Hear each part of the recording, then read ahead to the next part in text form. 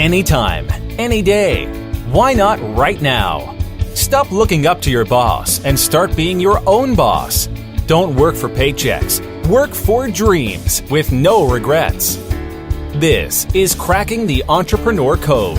If you have the passion, we'll create the blueprint. Now, your host. You know him from his 7 tips to build the business you always wanted, and now you're about to hear a lot more. Jack HM Wong. Hey, welcome. Welcome to another episode of Cracking the Entrepreneur Code podcast show. And I've got a very soft-spoken but very energetic lady coming to this episode this time around. And his name is Linda Binns. So let me share with you who Linda is. He is actually an accomplished personal energy coach and speaker and author of 7 self-help books. And she is a regular guest on TV, radio, and podcasts. So she is an expert on this. And her programs and events create powerful transformation leading to personal and professional fulfillment by freeing energy, clarifying focus, and incorporating inner awareness, acceptance, and last word, peace. So welcome, Linda, to our show. Thank you, Jack. It's my pleasure to be here. Yes, Linda, thank you for agreeing to be my guest on this show. So before the show, I've shared with you who are my listeners. So Yes. Before we dive into the questions that I have for you, I would like you to do a quick intro about what you do exactly and why do you do what you do. Well, I work with people who I would say not yet accomplishing or achieving their fullest measure of achievement and accomplishment, or not yet being able to live as their true selves, if you like. I help people overcome a lot of fear. I like to say I help people go from stuck to unstoppable, because usually when people come to me, they've tried everything they know how to try, and they just feel they're getting more and more stuck. So Right. I do it because I guess I started doing it just because of my own experiences and because I love helping people. That's something I've done really all my life. And it's just kind of evolved into what it is today, where my focus is energy. And really, if you want to change anything in your life, you can do so by changing your energy. Would you mind sharing with us what was your background, your experiences leading to you helping people to get yourself from stuck to unstoppable? Yeah, well, I always say I was raised not to succeed. I had really, like many people, no encouragement growing up, and I really grew up believing that I wasn't good enough, and I really didn't have anything to offer the world. But when I started to question that belief, I guess when I first started to work, when I first started employment, because my bosses would always comment on how good my work was. They would promote me.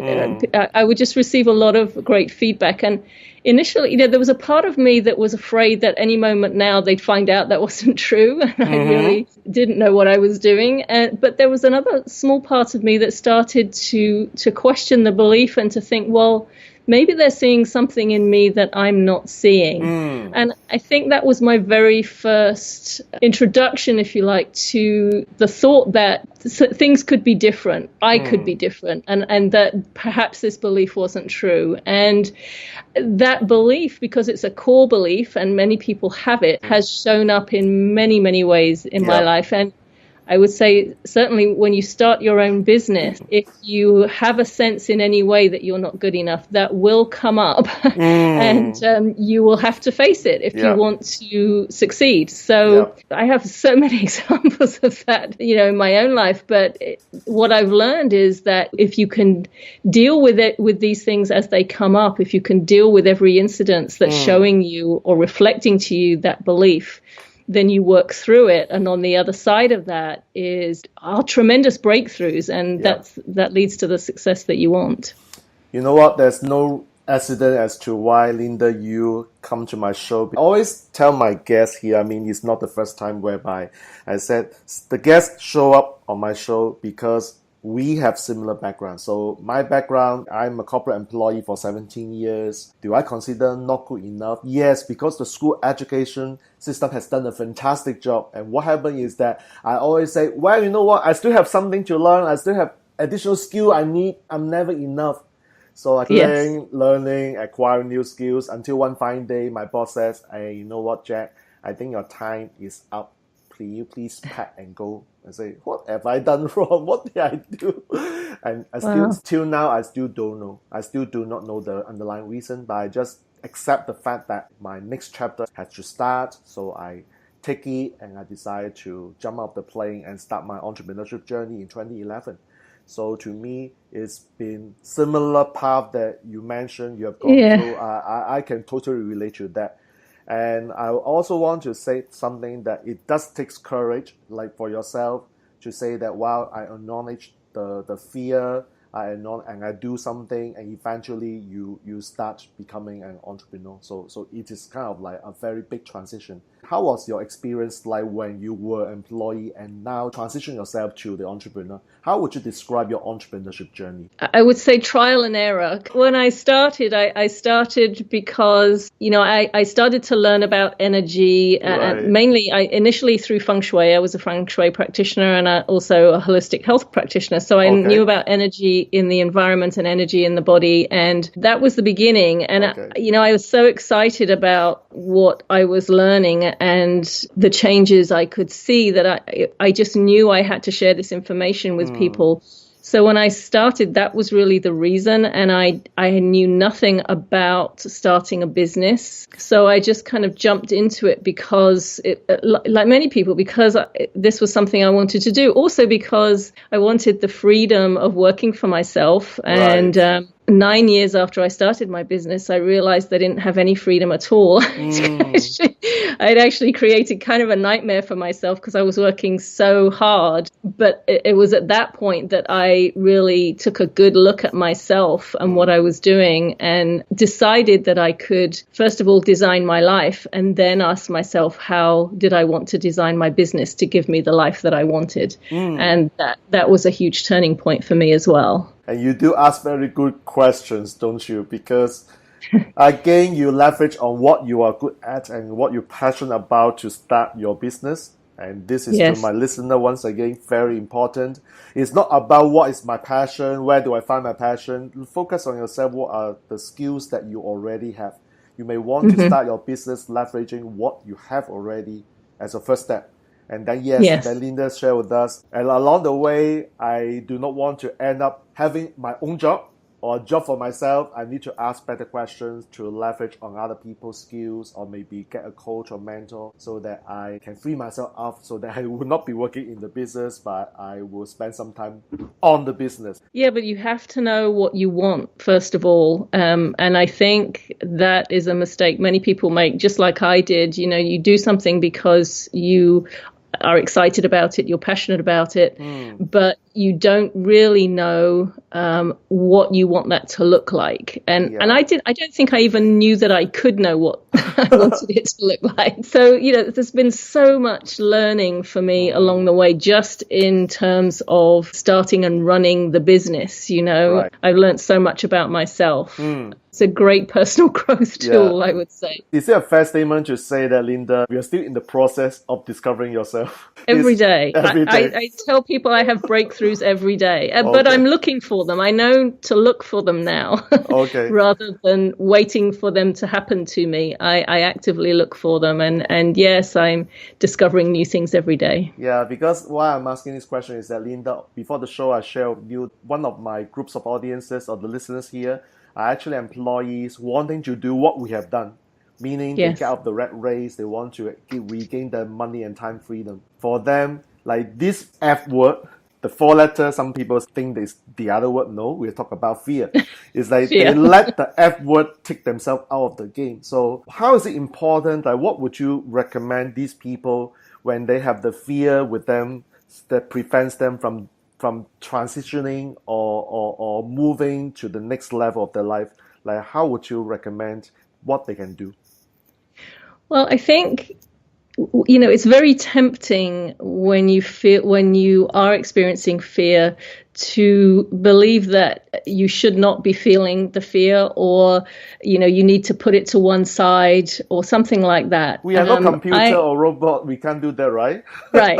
I always tell people to use it. You use the fear. When you acknowledge it and you are willing to learn from it, you will learn a tremendous amount about yourself, and that will propel you forward faster than anything else. So don't bury it. Don't try to tell yourself you shouldn't be feeling it. Instead, look at it and ask yourself, what is this fear really relating to? So if you're afraid of doing something like picking up the phone to call potential clients or something like that, whatever it is that's holding you back, if you stop, pay attention to the feeling and ask yourself, what is this really about? You'll probably find that it's related to something that seems to have nothing to do with the task you're trying to complete. It may relate back to childhood. And if you have the belief of I'm not good enough, usually it will be related to that in some way.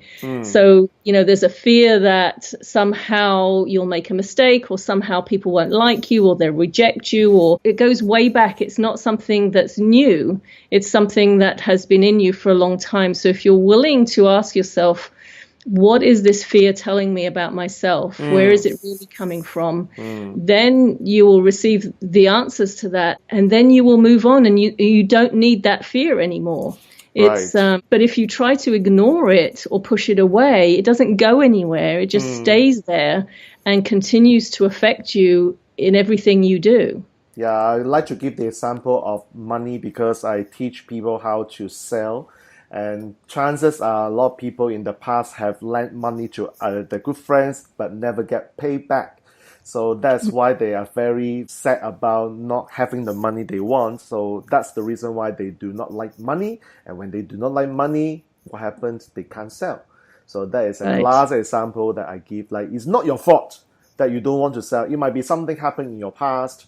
When you were young, something happened, and that's the reason why you have this experience that's stored in your, what we call the subconscious mind, is it? Subconscious mind. Yes. And then that affects us without us noticing what exactly happened and how it affects our life. Yeah, absolutely. And I think there are two main things when it comes to the issue with selling. And one is exactly what you said. You've had a bad experience. And I think we've all had experiences of the salesman who just is aggressive and tries to sell us something and is pushy.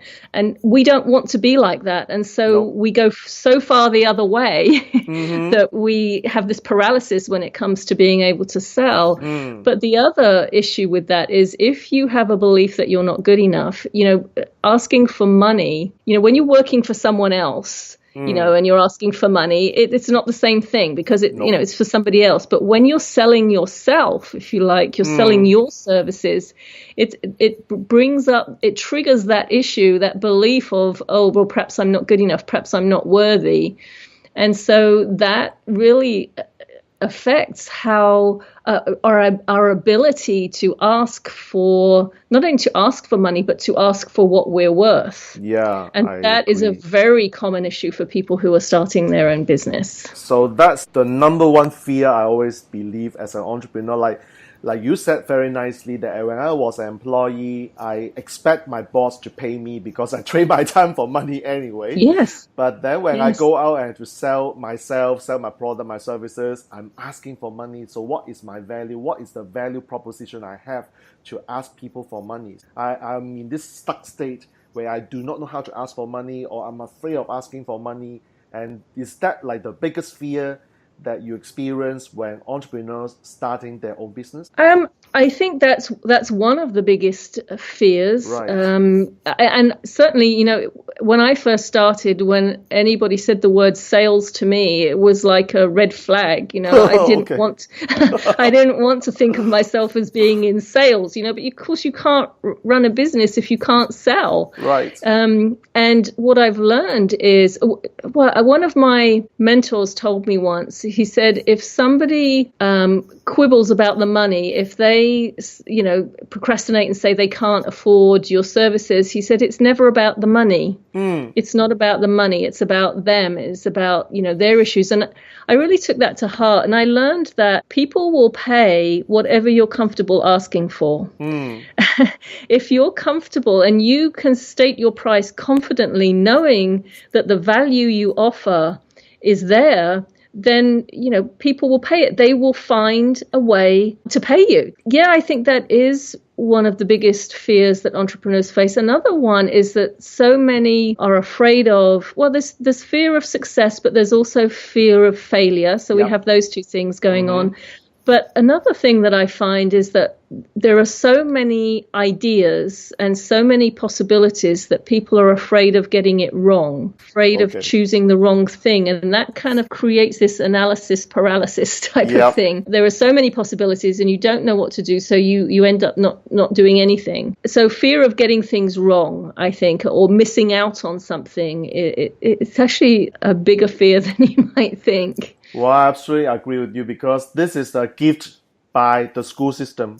Because when we make mistakes, we'll be punished. When I'm teaching university, I have a class whereby these people are actually part-time students and they are adults. They have their jobs, they come back to university to get a degree. So I invite them to ask questions. To ask me any questions, or if I ask questions, I invite them to answer questions. And you know what happened? I have a moment of silence in the room. Nobody wants to ask any question because they're afraid that the questions are stupid. No matter what I say, no question is stupid. You just have this moment of silence. Even you can hear the fly or the mosquito is flying around. That's the metaphor. And it's true. It's very sad. Like, this has been with these people, like, imagine they are 30 years, 40 years, or 50 years old. That has been with them for so long. And they get the stuck stage and they cannot get out. So that's true. It's very, very sad. I want to transition to the part that you said, while you're sharing with me this fear of success, fears of failure, and fear of asking money. And I was just laughing myself here. It's like, hey, Linda, you know what? We have gone through the path. We have experienced the process. And people will hear this podcast show will say, hey, Linda, it's very easy for you to say because it's just happened on you. But it will never happen on me. I'm not like you, Linda. I don't have that luck. So how would you respond to that? I think I used to feel the same way. I used to look at everybody else and say, well, it's okay for them. They had luck, or everything was going their way, but it doesn't seem to ever work for me. That's how I felt. So how do you transition to to where you are now? What did you say to yourself, or what do you say to these people? I think it requires a shift in thinking. It's a mindset shift. And I now look at other people. First of all, I think it's the ability to celebrate other people's success. I think you need to develop that ability. Right. And then also to say, well, if they can do it, then I can do it. If somebody else can do it, then why can't I do it? I can. But I think it really comes down to addressing, if you have a belief of I'm not good enough, you have to deal with that every time it shows up. Because if you're saying, well, it's all right for everybody else, but it can't possibly happen for me, that is an example of that belief showing up. And it's been so deeply ingrained in us, especially if you grew up with that, that you have to look at that and say, okay, the reason I'm thinking that thought is because that belief is making me think that thought. So am I willing to change the thought, and am I willing to change the belief? It may be too much for you to look at a millionaire and say, okay, well, I'm going to be a millionaire too. Maybe that's reaching too far, but you can certainly say, I am willing to change my financial experience. I am willing to have a better experience. I am willing to think of myself as deserving and worthy, and I'm willing to see myself as just as successful as anybody else. So it's a process. It's not something that's going to change overnight. You have to be diligent about observing any time this belief shows up for you. And like I said, it can show up just in the way you're thinking about things. Right. And you need to catch the thought and then start to change the thought. Okay. Science, again, is a process-driven mechanism to change the belief. So I got this. The next question I have is, okay, Linda, you say that to change the belief is a process. Like the coaching phrase that we like to say is like, if I give myself the permission to have the door open, it's kind of like, okay, I will experience some different things. However, for people who are very skeptical, who do not really give you 100% trust on what you have just said, how would you encourage them to at least give it a go? Not just a try, but give it a go. Well, I think you have to find a way that works for you. So if just changing the thought in and of itself is difficult, then one of the phrases I like to use, I call it the what if game, because we're all very good at saying, what if I don't make it? What if I can't do it? What if they don't like me? So I like to encourage people to turn that around and say, well, okay, but what if I can do it? What would that be like? What if people do like me? What if I could be successful? And just play with that, I think, can lead you to starting to feel differently, which can then lead to you being able to change your thinking. If you're having difficulty believing that you can change the thoughts, or even that changing the thoughts will do anything for you, then I would encourage you to start with what if. Well, what if it did work? But what if it did? Yeah. It's a starting point. That's very interesting because, I mean, for me, before you share this technique, like when I ask myself, what if I'm always thinking about the restrictions, the impossibles? But by turning this around, suddenly it's like, wow, oh my God, I can do this, I can do that. And possibly I can do a lot more. It's opening the doors of future possibilities. So I like this technique a lot. Thank you really for sharing this. Can I use that for myself? Of course. Thank you. It really does work. It's a very easy one to do and an easy one to remember. Yeah, so just a very simple application. Let's say I'm working with a client who will share with me that I can't sell. So I can use what if you can sell?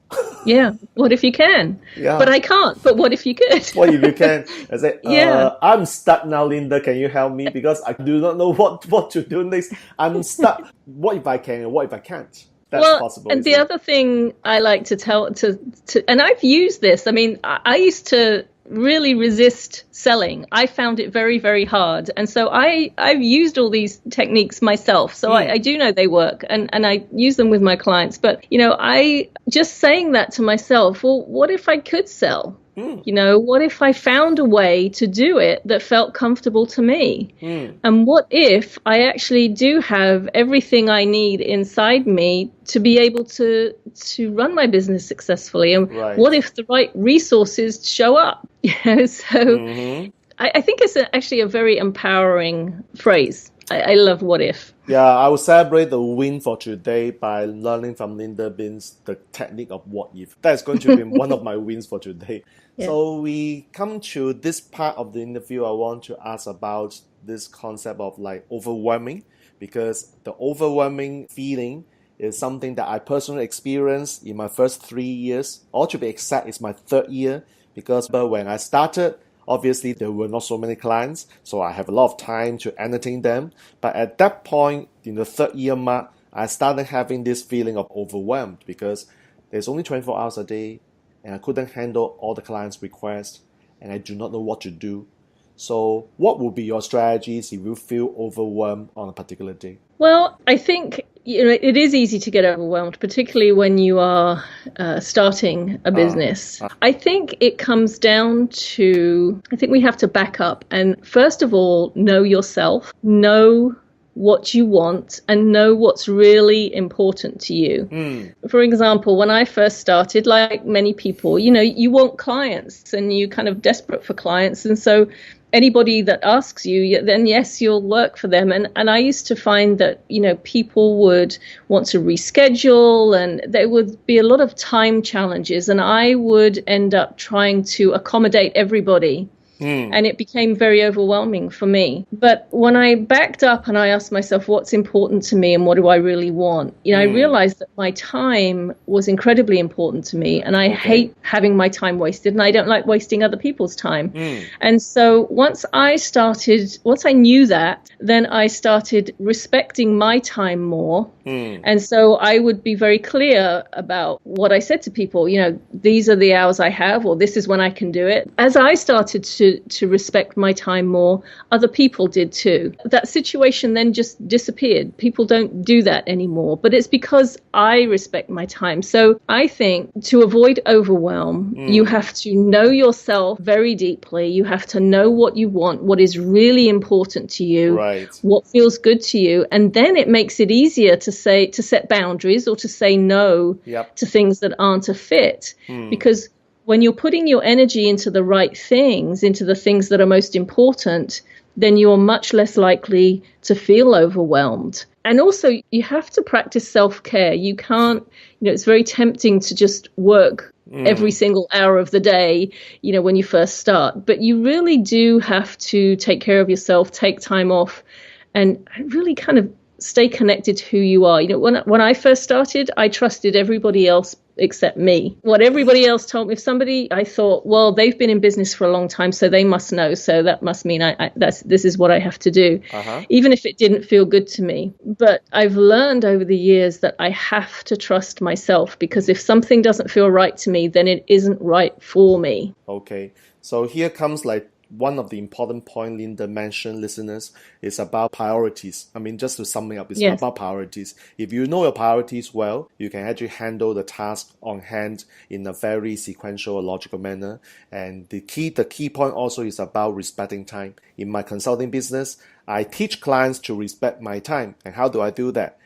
Clients can never reach me by just calling me, because they know I will not pick up a call. Instead, what they do is they book appointments, or if this is very urgent, they will just text message first and say, can I speak to you for 5 minutes? And only I say yes, they can call me.